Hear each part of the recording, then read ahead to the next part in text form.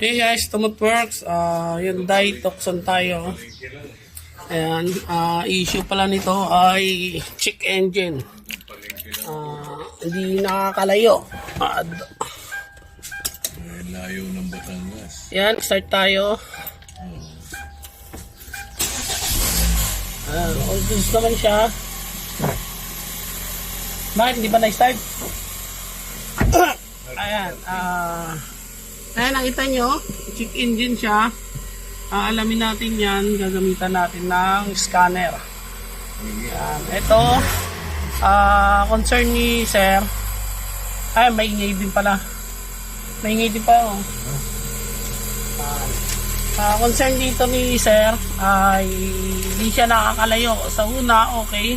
Pag uminit na, ayun na, nag-i-struggle na siya. Mahina na yung attack. Ayan. Minsan namamatayan na siya. Check natin. Basic troubleshooting muna tayo. Tignan natin kasi yung last na scan ko dito ay oxygen sensor. Doon muna tayo sa basic. Lilinisan ko muna yung oxygen sensor. Ayan, bumaba na yung RPM niya sa 800. Ayan. Tsaka, ang takbo niya. Ano? Paano ba tumutulak siya? Ayan, nag-iinga-hinga pa siya. Ayan, ayan. May problema pa siya. Hirap na i-RPM natin. Tignan natin kung aabot ng 4,000. Maabot naman siya, pero gagal-gal siya. Check natin lahat. Abangan nyo guys kung paano natin i-fix. At sana makuha natin sa hula. Ayan, marami tayong na-scan. Ayan, yung bank sensor niya mukhang may problema din. Ayan, madami na. Bali, 20 DTC ang na-detect niya. Malalaman natin yan. Isa-isayin natin.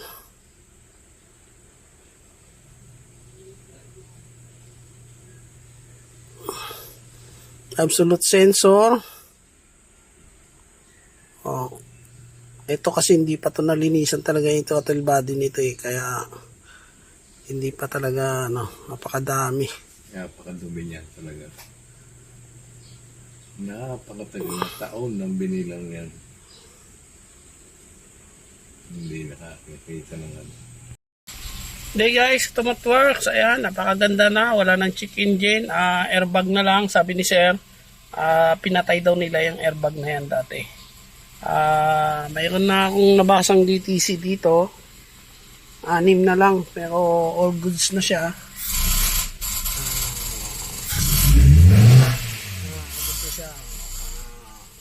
All goods na siya, napakaganda na ng minor. Problema natin, ito. Try natin to hanapin pa tong 6. Yan.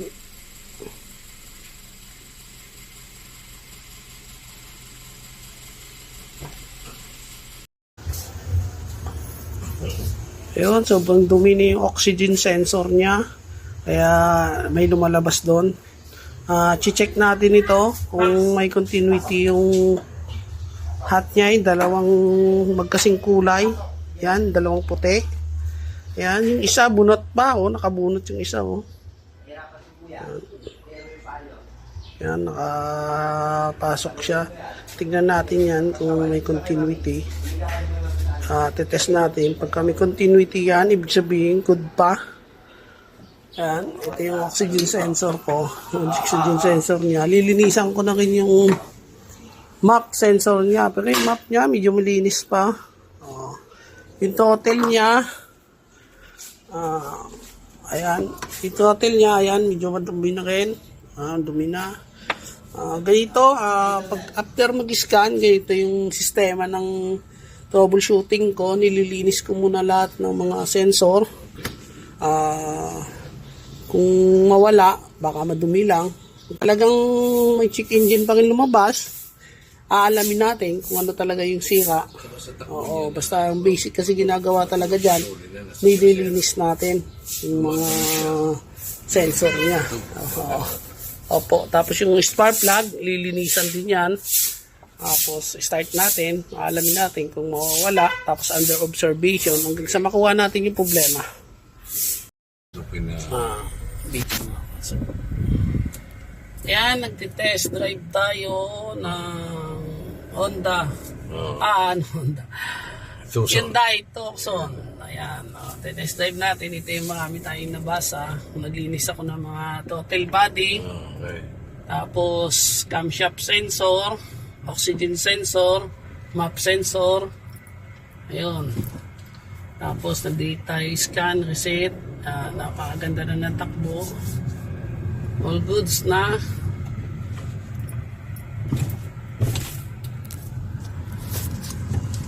Wala nang check engine dyan.